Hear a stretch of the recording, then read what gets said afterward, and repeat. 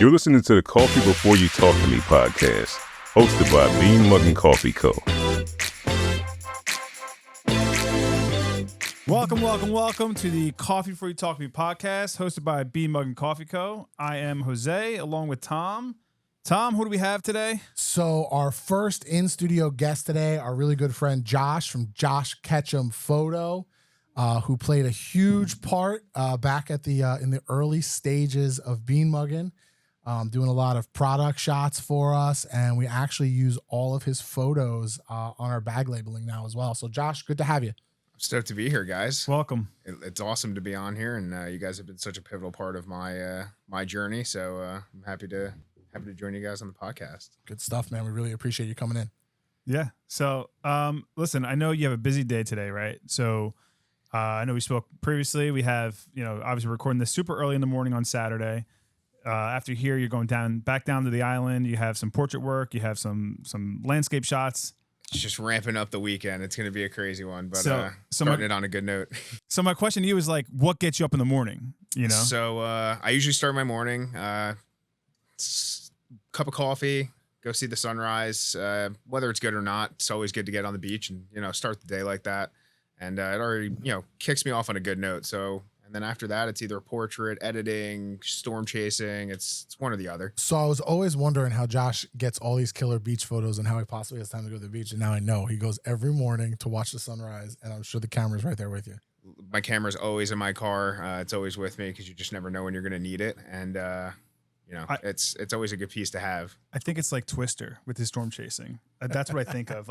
It's crazy though, because like, I'll be driving home from work, whatever the case may be, and I'm driving through this ridiculous storm, rain the size of golf balls, and then I'll get home, I go on phone, Instagram, and Josh already has this drone shot of this enormous cloud. I'm like, I've learned the hard way. It just happened. I've learned the hard way that it's like if you don't have your stuff with you, you miss it, and it's happened to me before, and that's how I've gotten, especially the storm stuff. They always roll through midday, and it's like I'm always in the office doing something, and it's like boom, I got to go, and it's in my car already, ready to rip. So that's awesome. So it's like you're like a first responder almost, but for pictures. Pretty much, I'm a first responder for storm chasing. All the island pages are reposting his pictures already, saying hey, here's what just passed through a beach haven. That's pretty wild. It's funny. The island is such a special place, and the people down there are so loyal to LBI, and they love everybody loves the sunrise and the sunset, but it's storms and rainbows and stuff like that. They gravitate towards that. That's super cool. I found that out over the years. I mean, that's just very Jersey Shore too, I guess, right? To love the sunrise, the sunset. Well, we don't get much sunset here, right? But the storms, the rainbows, the rain showers, everything that we kind of get here. Sure. Popping up sporadic, living on the beach. So it's and they've gotten more hectic over the last couple of years. It's become more vicious, I guess you would say. Yeah. The details are a lot more mean and evil, and it works out great for me. But they've been pretty crazy lately. 100%. So just take us back, right, to almost to the beginning, right? So how did you get started? What age did you even pick up a camera at this point? So 2014, I was. How old was I in 2014? 2014, I was born in 95. So I was, 19?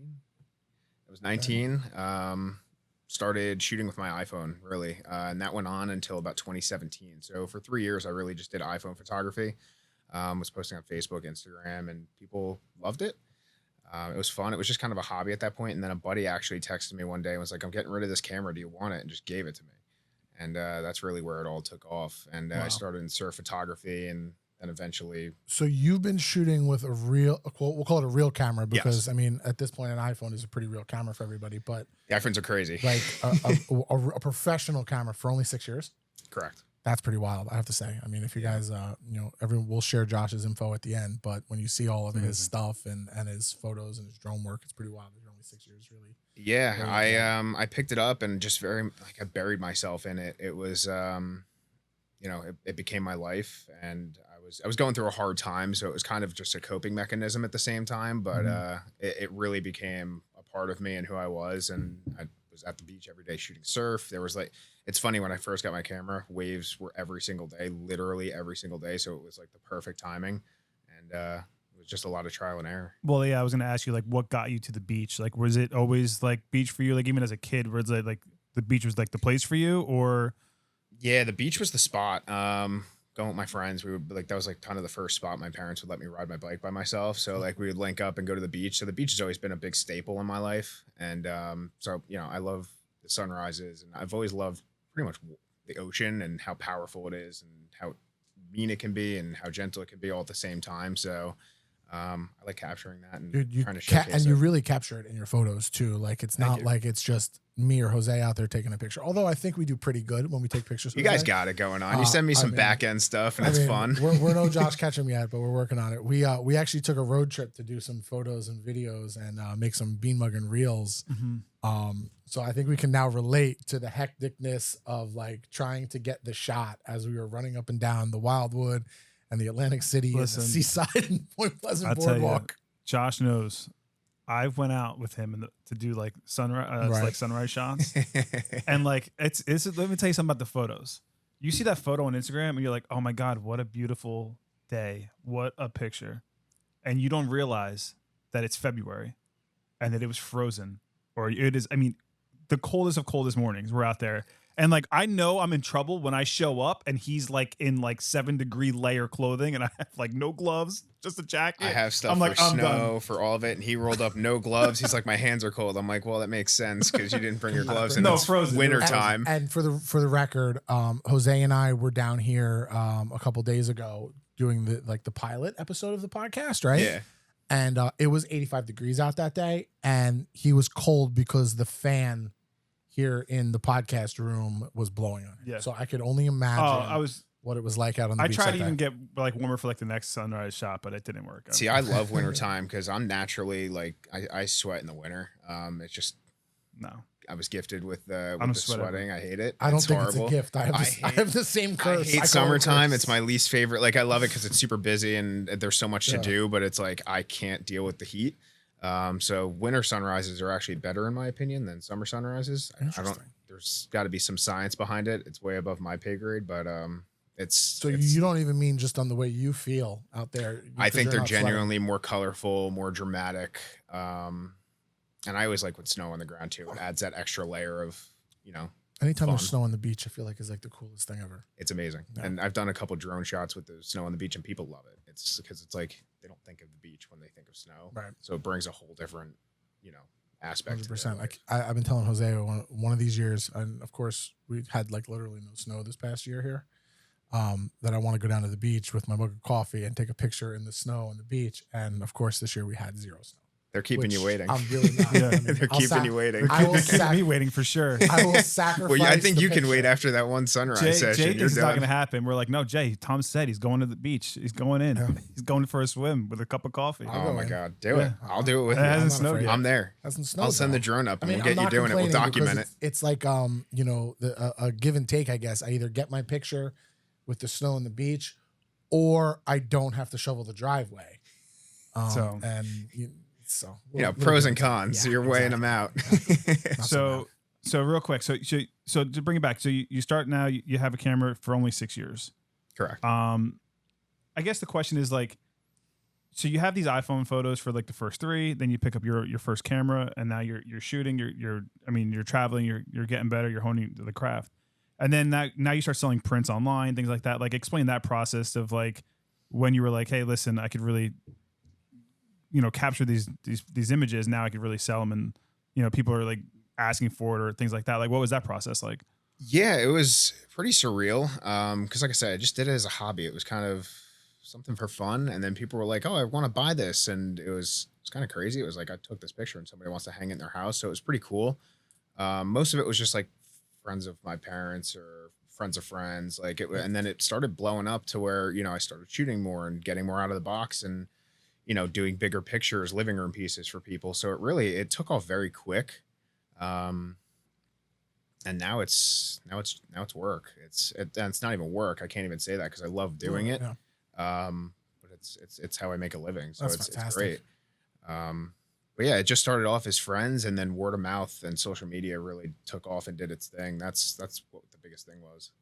It's pretty wild, I think, for a photographer's perspective, especially like probably what social media has done. Like it's It's a gift and a curse. Yeah, 100%. I mean, it's always a curse and a gift. I mean, I think that kind of goes for everybody, right? But My fiance always yells at me because she's like, "Why are you on your phone 24/7?" I'm like, "It's a full-time job. 100%. If you respond to somebody's comment, they might buy something. It's like you got to keep interacting with everybody to keep them coming back. It's a lot, but it's amazing what it does for you. I mean, I remember from when I was in the wedding business, or not, I shouldn't say when I was in the wedding business, when I started in the wedding business, and all the photographers I knew, while there was a lot, there wasn't that many. And I think part of it is really because of social media, 100%. because it's for somebody that's doing a visual art like that. It's the best way to reach the masses now. Like, it's something you never had before. It's so different than, whether you're selling a house or even for us, we're selling our coffee. I mean, it's cool. We can do a great job with your images and the stuff that we do and show people the coffee, but they can't taste it. No. They can still see your image that way. So for the photography business, it's got to be tremendous, but probably even more work than it is for us. It's also tough, right? Because like what Instagram, obviously, like with threads becoming so popular over the last, 48 hours, 72 hours or so. But I saw something where like Instagram it took them like 355 days or so to reach 1 million users. And you look at the way Instagram is now, and it's just a powerhouse. It's from what it was. So when you're like that iPhone photographer for those 3 years and you're on Instagram, like, it's fine. But like essentially right now you have 3 photographers in the room. Yeah. Exactly. I mean, right? By like social media standards. 100%. So like you have to compete with all of that. That's got to be like ridiculously tough. It's a very saturated market, so it's very tricky to make yourself stand out. And really over the last couple of years since 2020, it really blew up just because nobody had anything going on. Everybody was locked in their house, so they bought cameras and was doing that. But it's super fun. I'll still do it no matter how saturated it gets, and I'll always just try to think outside the box and make myself stand out. And well, yeah. So like I want to follow up on that actually. Yeah. So like what are you using? Like what techniques or advantages are you trying to use to like differentiate yourself from other photographers at this point? So really, it's the drone is what I bury myself into. Over the last probably 6 months or so, I've really became locked into doing just drone stuff. I won't even bring my camera up to the beach anymore, just because it gives you a unique view. And like we just said, a lot of people are shooting with cameras. It's tough to stand out. The drone gives you a unique perspective, and it's fun to do different things with that. So are you seeing still or even an uptick or staying the same with like people wanting to buy prints from your drone videos that you do? Because are you putting the drone up, taking video, and then taking stills from the videos? Correct. Yeah. So I'll do both, because I've posted reels and someone's like, "Oh, do you have a photo of this?" And I'll send them the photo, and then they'll buy the print. Oh, that's awesome. So with the uptick in reels on social media, that's the best way to keep people coming back because it sticks around longer. But I'll always have photos from each reel. Gotcha. And, so they work off each other, which That's is fantastic, because like I think the drone thing, while like it's wildly popular now, there's like you're right in the sense of there's not as many people that do it really, really well. And that's the tough part. Like, everybody will take a photo and they'll do it, but anybody can take a picture. And I don't want to say that in like a bad way, but like anybody can take a picture. It's what you do with it and how you frame it, and the editing process, and make like a lot of people go crazy in their editing, and that can almost ruin the photo. So sometimes less is more when it comes to the editing process and all that stuff. I agree. So I think what we're coming into here is like, and we'll talk about the editing in a second, but I think like what it is like everybody has like, they sell like your camera, and I don't know what camera are you primarily using, right? Like what's the camera you use normally? I have the Canon EOS R6 and I have the DJI Mini 3 Pro. Okay. Right. So like these two items, like people it's on Amazon right now. We can go buy it. You can buy it right now. But like I could have this and it's not going to make a difference. Like the tools are available to everybody, but just how we use them. Correct. So I think that's kind of like, it's like the drones, like people have been putting drones up there forever, but if you're not really framing and understanding like the time of day and the lighting and all that stuff, like we ain't taking the same drone shot. No, 100% not happening. And by the way, the drone shot in Vermont with the snow, I saw you were taking. It was amazing. I don't know where that came from, but I was like, beach. Oh, farmland, woods, snow. So we took a weekend trip up to Vermont, and I love Vermont. Like I said, I love the cold weather. I love snowboarding. I love all that.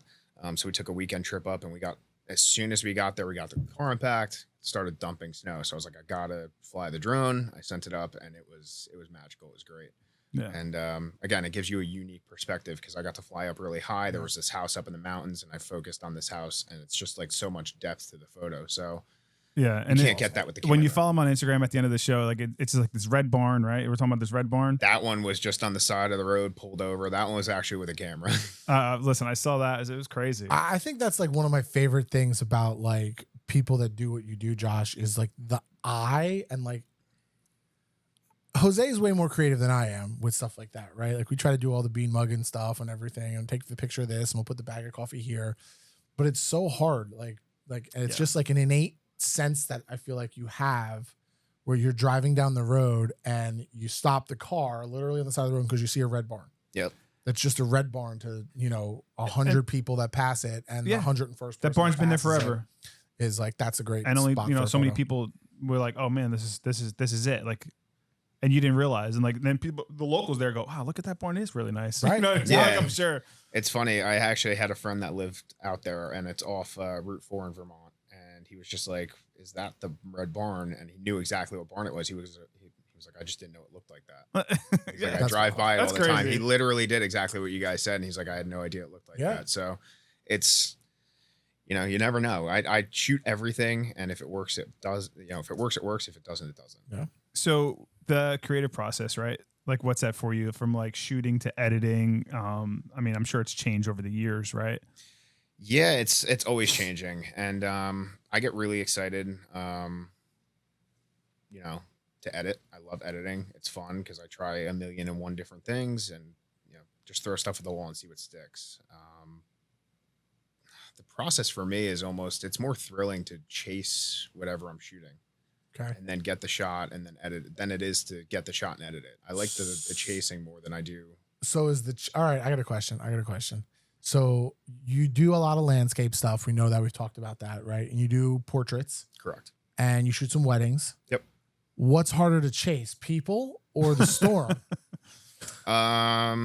Ooh, that's a good one. So I guess I would say the storm from a physical standpoint, but a mental standpoint, people. Because with a wedding, you got to read a lot of people, and you need to know what works. What works for some people won't work for others. So I mean, it's, for example, a family portrait. If you have one kid that's not cooperating, you got to read the room and change your whole approach to it. So, but with a storm, it's like, there it is. Just get in the right position and make sure you're doing it. It's cool. So they're both hard in their own way. Just different. Yeah, exactly. Yeah. Gotcha. Cool. Shocker, you don't like editing the most, right? Editing. Actually, so I love editing. I just think the chase is more fun. Yeah. Obviously I always shoot to edit. So how it comes out of camera is typically how I'm going to try to make it look. I have a very dramatic style, I think. I like to do a lot of, like, make it punch. But I like to keep it pretty natural. So I don't do too much editing. Right. How it looks is pretty much how it's going to I look. think that's pretty cool. I mean, it's kind of like a throwback to, so I'll kick back to that conversation I had about when I started. When I was 17 years old, which is 23 years ago, I started DJing weddings, right? And photographers were still using film. Yeah. And I was kind of always amazed at that point that, like, you could work in that environment and you can do a good job. And, there's been this evolution in that world from film to digital, and the digital's been there for a long time now. And then you've added in a lot of photographers who are taking like thousands upon thousands of photos throughout the course of a wedding, and then editing like crazy. So for somebody that doesn't shoot that way, it's kind of like almost like an old school throwback to somebody who shot film, where like there's not that much you're going to be able to do after you shoot the photo, which is super cool. Yeah. With, I work for Anco in photography based out of Long Beach Island. That's who I shoot all my portraits and my weddings for. We'll go to a wedding and we'll shoot anywhere from 4,000 to 7,000 photos between two photographers. It's a lot. So we sit down and we pull all of them. Oh yeah, that's a lot. But that's I don't even necessarily mean it in like it's a negative. I think it can be a negative probably if you don't do it right, right? But on the flip side, it's a positive. You didn't have that ability on film. No, with film, you had to nail the shot. Throwing stuff in the garbage if you were shooting like that on the film. You're throwing money away at that point. So 100%. It's like you had to make sure. We're so spoiled nowadays with the digital because it's like you could just put it on high speed, let it rip, and if it works, it works. If Right. it doesn't, it doesn't. But again, all of us in that group, going back to the weddings and the portraits, we all shoot to edit. So it's like it streamlines our workflow. We don't have to do that much in post process, right. So it makes it easier.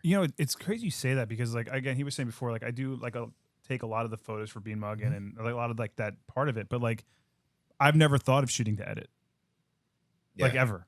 Like that's never even crossed my mind. Like I'm just like I'm almost trying to like shoot and edit at the same time, going like this has to like. Instead of going the other way around, like I've always looked at it one way. Never. Well, it's like take an extra second and move the light to a different spot just so it looks better, so you don't have to fix it post process. Right. Obviously, there's certain scenarios where that's never going to work, and you just adapt. But it's always try to make the workflow go easier, because when you're editing 1,000 photos for a wedding, it's like you got to be able to do it quickly, just to keep up with the amount of work that's coming in. 100%. So, and even with like the landscape stuff, it's like just get your settings right in camera. And I feel like it'll save you in the end. You can almost get lost in the editing too. Oh my God. Like, so not that I have like any real experience, right? But I've edited some stuff we've done. I've edited some video before, and now I'm editing the podcast videos too. Yep. Like that's part of it. So I got new software that I've never used before. So there's obviously learning curve, of course. But then it's like, oh, cool. Like once you figure out how to do something, then you know how to do this, and you know how to do this, and you know how to do this. Like I actually had to stop myself and go, all right, it's enough. Like it looks really good. I don't need to keep messing with it. So I feel like you could probably very easily like get lost in the edit of it. And that's what I see with a lot of people. And I even do it myself. It's like, sometimes less is more, and people, they keep pushing and pushing and pushing. And then by that point, the photo looks so drastically different. And sometimes it works, sometimes it doesn't, but it's like sometimes all you have to do is just pull back what you were doing, and it'll make the world a difference. And that's also like the learning curve too, right? For because now you're editing. You were just starting doing photography with your iPhone, then you get this DSLR camera, and now other things. But like now you're editing drone work too. Yeah, and for the first couple of years that I had a camera, I didn't have a computer, so I was actually editing everything off my phone. So I didn't get actually didn't, because I just couldn't afford it. I was just blowing my money on stupid stuff. But I ended up getting a computer. For the first 2 years I had a camera, I didn't have a computer. So 2019 I got a computer, and that like changed the world, because there's so much more to do on the computer than there is the phone. But I actually think that made me a better editor in the end, because I was limited. I would agree. It probably also contributes to like the mindset you have when you shoot, right? Absolutely. Because you were limited in what you could do in editing, which is pretty, I mean, it's kind of like, I think that's like cool way to learn. I think that, but that's like for everything, like, for when you're starting, right? Like when you have that mentality, a lot of people say like, oh, fake it till you make it, fake it till you make it.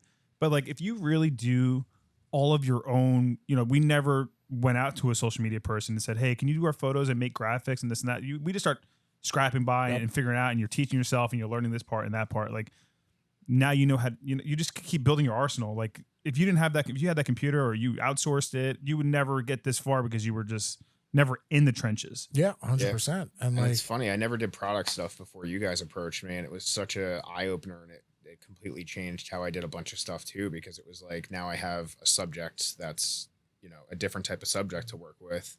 So I'm super thankful for that as well, for you guys, and opening me up to a whole new world. It's like a subject you don't have to chase. Exactly. It's not a little kid running around the beach. But no, man, it's Josh. So I mentioned it before, but Josh really helped us. So when we started Bean Muggin in 2020, all the bags looked the same. Every different blend and every different single origin that we did at the time all had the same labeling, all the same background image. And we met Josh at our very first commercial cold brew account at a bike shop. And we had Jose's friend works there, or was working there, and introduced us to Josh and was like, hey, this guy Josh, he's great. He's a photographer. Maybe you guys can connect. And we connected, and it's just worked so well, like kind of as Bean Muggin grew, and as you kind of grew your photography business as well to do different things. But it was a huge help to us, because now all of our products, while the labels are identical in format, every single one has a different background image, and it's just a differentiator and a way to identify the product just from looking at it. And they're all Jersey Shore photos of the beach and landscape and stuff like that. Yeah, and I'll tell you what, it's crazy too, is that he was super approachable, which was great, because when Chris is like, hey, this guy Josh works at the bike shop. He does, he does photography. You should reach out to him.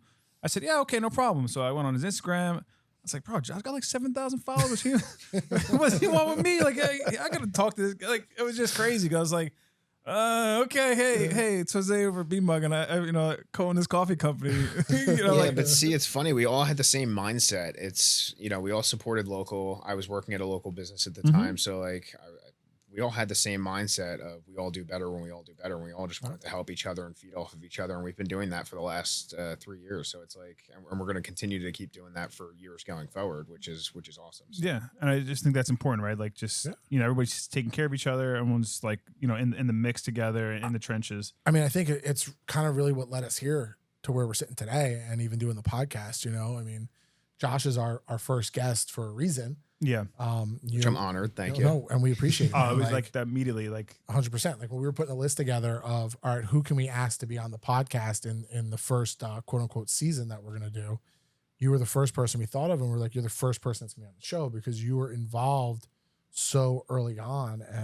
And to your point of the mentality and supporting local and working with local, I mean, that's kind of like what the whole idea here is. I mean, everybody that we're going to have on is a small business owner in one way, shape, or form, but also they're all local. I mean, we're not calling anyone in from, the Midwest or the West Coast or anything like that. Like everybody's going to come over and sit with us, and everybody is really a Jersey Shore, Ocean Monmouth County based business. Love it. Yeah. So we talked about, obviously like when we first met, you had all these followers on Instagram, and now I see you're doing some because Reels were so popular that you kind of moved over to TikTok and found your spot there because that was a kind of like short video and you're doing still photography. So like, how do you make that work? And all of a sudden all these landscapes and these platforms expand, and all of a sudden they're like catering right to your needs. Right.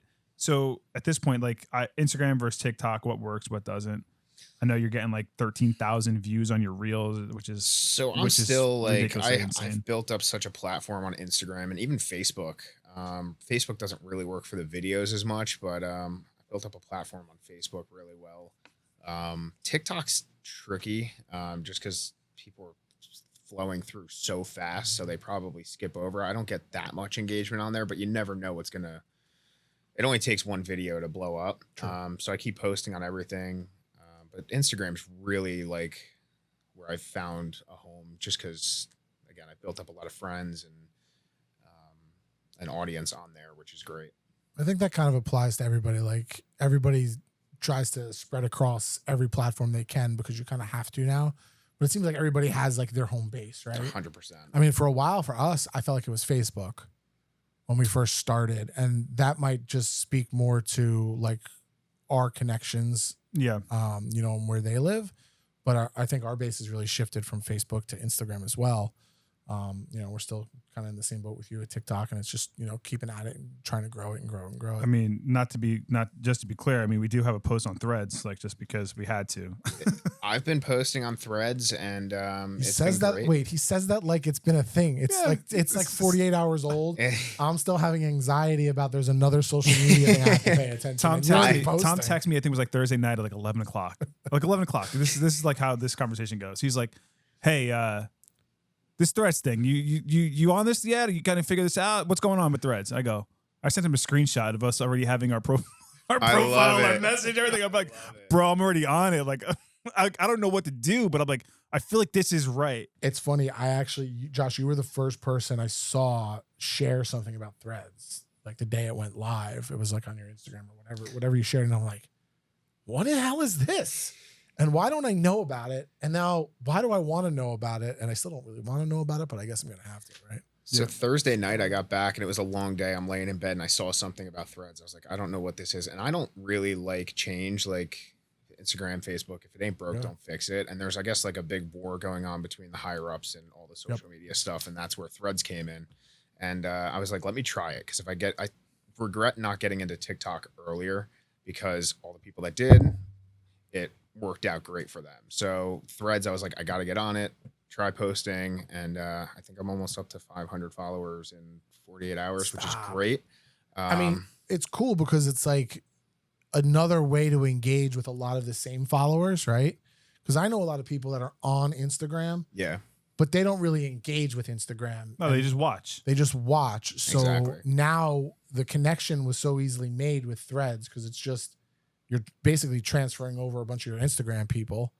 But now maybe they connect with you because, you know, they like I have a friend who hates Facebook and Instagram, but is massively in love with Twitter. Exactly. So now maybe he kind of connects into the other It's world a little more. Instagram and Twitter put into one platform, which is great because now it'll start up conversations and it just opens up a whole new way to engage with people. It's crazy though that like the way Meta just completely leveraged what they had to build it. Yeah. Because you can't, if I'm not mistaken, again, I'm not a Threads expert at all, but like you can't get Threads if you don't have Instagram.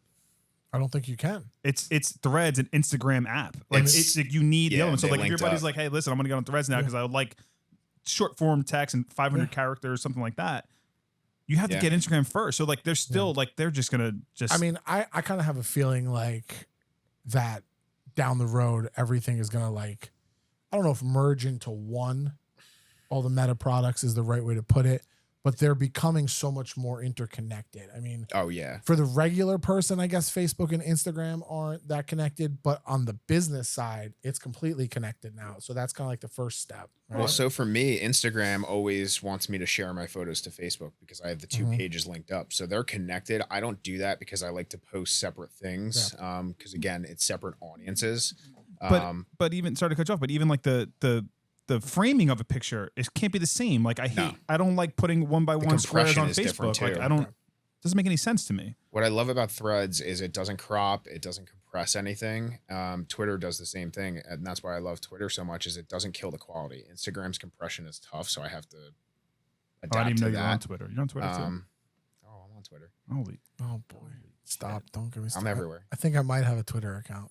I'm on all the fun things. You got to be. It's something, and it's again. It's I used a to use full-time Twitter job. hard in the back in the day, but then like all my friends left, and then I was there by myself. And now I I'm a big, completely deleted my Twitter. I restarted like 2 years ago, and I can't find anybody. No, it's I'm a Jose big Elon. racing fan, so I keep up with like all the racing, IndyCar F1, all that stuff. So that's kind of what Twitter was for. Now into Threads, it's like I followed all the same people, but I'm like, I think I'm going to keep this photo related, and I'll keep Twitter as my my racing burner account. It's crazy. Like Twitter seems like it's like, I'm curious to see if it happens with Threads or not, but it's like very industry specific that people get involved in Twitter. Like you're involved for racing, right? Like my friend who loves Twitter, it's like sports and then he's in the education field. So education stuff. And that's it. Like there's nothing else that he sees on Twitter, but those two things. Yeah. And for me, there's none of it because I avoided it all. Yeah, no, I'm in it. Like we have a Twitter. We let, Jay runs our Twitter account, and whether we're active, not active, but it's just like just to secure your handle and be, present somewhere. Yeah. So that's interesting. Absolutely. And then I guess so here we are. You started the photography company, you're selling these canvases, you're working on the beach, you're doing these portraits, you're doing that, like you're, massively influencing drone photography on the island. What's next, do you think? I mean, with the group, I love what I do with the weddings and the portraits. So it's just getting better at that and progressing with that. Right now, I'm just second shooting weddings. So I would love to main shoot weddings within the next couple of years. So it's just really pushing for that, learning every day. So I don't know anything at all right now about photography. So it's just continuing to progress and learn my craft and hone in. I don't know anything at all about photography. It's a mindset, though. It is a mindset. The second you think you know everything, you've lost. So it's just continuing to progress. Everything's progressing. Everybody's getting better. So it's just trying to stand out and just keep going. I love it. It's great. I mean, I think most people don't have that mindset, of continual growth and adaptation and change. And if we haven't learned that that's a huge part of life over the last couple of years, I don't know that we're ever gonna. So it's pretty cool to hear you say it, because when you look at your work, I didn't even know that in reality, like it's been, 8 years of you shooting and 6 years with a professional camera only. It seems like you're much more seasoned than that, just based on the quality of your work. So the fact that you feel like you don't know anything is pretty impressive and wild. It's tough. And even sometimes I'll get into the mindset and my boss will be like, all right, listen, you got to do this differently. And you get humbled and that's good for anybody. Because again, like I said, if you think you know everything, you're behind. So it's just, continue to learn, continue to progress and get better. That's great for you too, having the ability now to kind of work within this group where you're around other creative people that do things differently. You have similarities, but some things are the same, and it helps with growth. I mean, I've had that problem in my life at different points with work where it's just me. And you think you're doing great, and then you realize like you're just kind of doing the same, you're doing good, but it's the same stuff repetitively. So when you have other people around you, I mean, that's a great benefit, you know, for Jose or Jason or other partner who's in the mix with everything with Bean Muggin.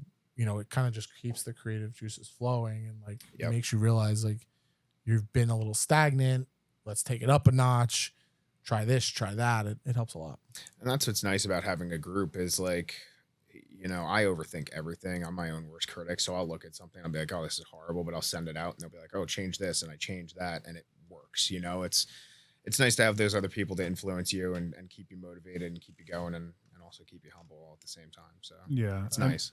I mean, I've been down to the gallery. I mean, I like where you guys sell like the Anko and stuff. And it's like, you're not working there if you're not like the eyes there are, it's crazy. Like you look on the wall and there's like 1,000, you know, 500 portraits or 300 portraits on the wall or whatever the case is.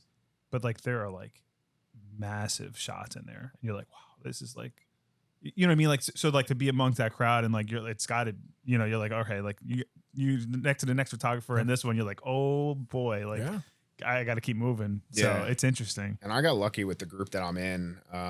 Ann and Alex actually saw something in me. I had never shot people before starting with them. It just was something that scared the hell out of me, just because I was nervous and just didn't know what to do. And they saw that I could do it and pushed me to do it. And now I'm shooting a ton of portraits and weddings for them. So they saw something in me and pushed me to be better and do all that stuff. So I got really lucky with the group that I'm in and where I'm at, and just super thankful for it. It's awesome.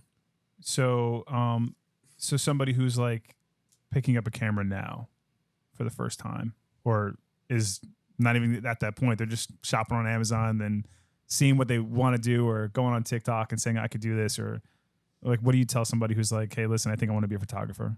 So I've actually shot a couple portraits and kids have come up to me and they go, I want to do this. And I'm like, just even if you have your phone, shoot with your phone, because that'll teach you how to frame a photo and what works, what doesn't. If anybody's going to pick up a camera, just do it and keep it with you and just go out, and even if it's a crappy day, just go out and shoot. You know, it's sometimes you get the best photos that you didn't think you could get. So it's a lot of trial and error and just being in the moment and doing it. That's really the best advice that I have is bury yourself in it and yeah, I mean, I think that do the dang thing. You know, it's similar to so much stuff, right? Yeah. But like there's just so many levels of complexity to shooting photo. You know, you need to have to work a camera, you need to have that creative eye, to have that willingness to go out to the beach in the cold or at the crack of dawn and those types of things. So, I mean, it's good for people like you who have that, you know, maybe that kind of keeps the saturation level down a little bit in the business. Cause I mean, I know me, like, I don't want to be up at the crack of dawn shooting a photo. But that's just me. Like Jose would probably do that. Like you would do it. He's done it with me. Yeah. So I know his. There's a reason it was him, not me. Yeah. No, but I'm in like, and that's the thing. Like, it's like, hey, listen, we got it.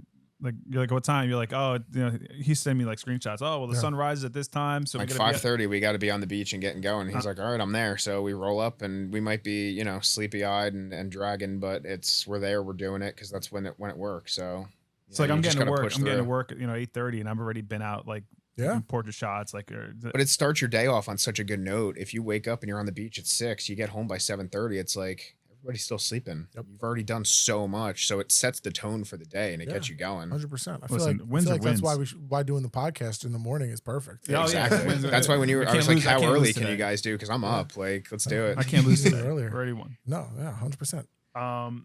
Before I get to like the last, like wrapping up here, I know like I've been to your house and I've seen some of your shots and things like that. So like, I guess my question is like, where was like your favorite place to shoot? Like, I know obviously, you know, that spot on the beach where we go to all the time and things like that, and the bridge out there, but you've been to other places too.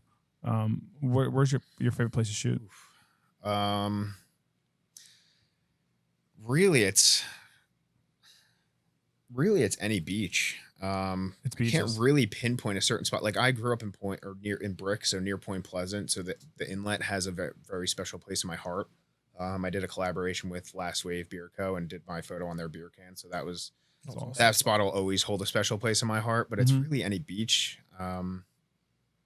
anywhere that's close to home. Got it. Just because it's like I can run out of the house and be there quick. But I like going to different spots. Like tonight, I'm going to Avalon. I've never been there, and there's a sick pier down there. So I have a photo session down there, and I'm going to shoot afterwards. So Avalon's super nice. yeah, I've never been there. I've heard the beaches are great. The pier looks amazing. So I'm going to go down and the beach is really nice. There's some super cool like I mean, I don't know. Don't take any pictures of it, but like boutique hotels and stuff like on the beach that are cool. awesome. So there's like fun little stuff down there. I love that. But I mean, my favorite spot changes just because, I'll get a photo and I love it. Like if I got a shot of the lighthouse, that's my favorite spot. But then if I get a shot of like Fantasy Island and Beach Haven, that's my favorite. It's like, it's always changing because I'm just shooting so many different things. So it's hard to pinpoint one spot. Sure. I have a lot of favorites. Yeah. Any beach. Yeah. Well, you got plenty of them here too, which is good. Yeah. You know what I mean? Like you said, like you grew up so close to it and still live by it. And you can go from Point Pleasant to LBI and stop in between. Like we stopped at, where did we go? Barnegat Lighthouse when we went out to do our little run up the shore. Yeah. And like I've been there, but like I've never gone there with, we're going here to make content for the coffee company. Yeah. I've never gone with that mindset before. So I was kind of surprised when we got there. Like we actually took the picture of Jose and I, that's the cover art for the podcast is there. It's, that's amazing. We're standing next to the lighthouse and we took the photo. So like there's cool spots all over the place, I guess. Right? Yeah. And I mean, we're lucky with where we're at. Yeah. You see all these spots on Instagram of like all these tropical places, but it's like we're very fortunate with where we're at. And that's another reason why I started doing this is because there's so much negativity on the news and social media and stuff like that. So if I can post a nice photo and make somebody's day, make them smile for a couple seconds, it's worth it. Yeah. All the prints are nice, all that stuff's nice, but it's like just want to inspire somebody to get out there and explore and see the world. Yeah. No, I appreciate it. It's great. And like I said, your photos are super captivating. So appreciate it. I guess this is gonna be the last question of the episode here, and what we're gonna be asking people when they come on. But what is your favorite Jersey Shore memory? My favorite Jersey Shore memory. It's definitely not getting too drunk in Seaside a couple times. No, probably definitely not that. No, it's probably got to be running up to the beach with my friends, riding our bikes. Because that's really where it all started. That's where my love fell, for the beach. I live 3 miles from the ocean. So it was riding our bike over Manilocan Bridge, just a bunch of us being kids and spending 10 hours at the beach, not giving a dang. So that's probably where it all started and what my favorite memory is. That's cool. It's funny. I have like memories as a kid from the beach, but not living by it, just like coming to visit. So yeah. I can't, like, it's going to be cool. Like now raising a family and stuff so close and letting them, my daughter have those memories. Jose, same thing with his kids. They're by the beach. They go all the time. I'm not even a beach person really. But driving over the Manilocan Bridge, which is right down the street from my house, like almost daily is great. It's amazing. It's just the feeling that you get is just, it's so different. Like I grew up about an hour north of where I live now, and there's a bridge there, and that doesn't give you the same kind of feeling. No, that bridge. It gives you a home feeling, which is great. And I'll even take the scenic route, and I'll drive up Route 35 through Manilocan and Bay Head, and just to be close to the ocean. That's like my favorite thing to do in the winter. Yeah, like if I have to go down to Tom's River, I'll just drive through Bay Head and Manilocan and Ortley and everything all the way down to Tom's River, and it's quiet. There's nobody on the road and the traffic lights are shut off in the winter, but it's still like a feeling you have, like, because you're just surrounded by the water. Cool. It might take 10, 15 minutes extra, but it's just a good, get you in a good mindset and put you in a place that feels comfortable. And it's awesome. We're very lucky. Yeah, no, super fortunate. Erica was like, my wife, and she was like, hey, when we started looking for a house and stuff like that, she's like, I really want to be by the beach. And I'm like, oh no. Yeah. I was like, but like living down in Manahawk and being close to LBI, but like that beach is just, it's different than like Seaside or Point Pleasant. Like 100%. But I don't like to tell people about it. But I think that's like what's super unique about the Jersey Shore, right? So I don't know if you guys saw this, but for some reason the last like 2 days, it's been all over Facebook, right? Like, it's a picture of the whole coast of the whole eastern seaboard, right? Mm-hmm. And there's all these arrows that point to the beach, the beach, the beach, the beach, the beach. And in Jersey, it points to the shore. And that's what it says. It says shore, right? Sure. We're going down the shore, right? Yeah. Which is a very Jersey thing.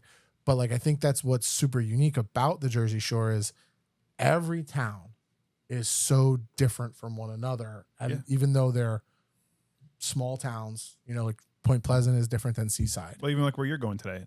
Avalon is Yeah. way different than anything up, you know, farther north where we are. LBI is like, you know, untouched on some level, right? Yeah. Like it's Yeah. not commercialized really. It's very different than a lot of the other towns. Burger 25 opened in Ship Bottom, and that's like the first restaurant that's down there that has a second location. Everyone down there is small business. Like everyone down there is so loyal. Yep. And I felt the change when I moved.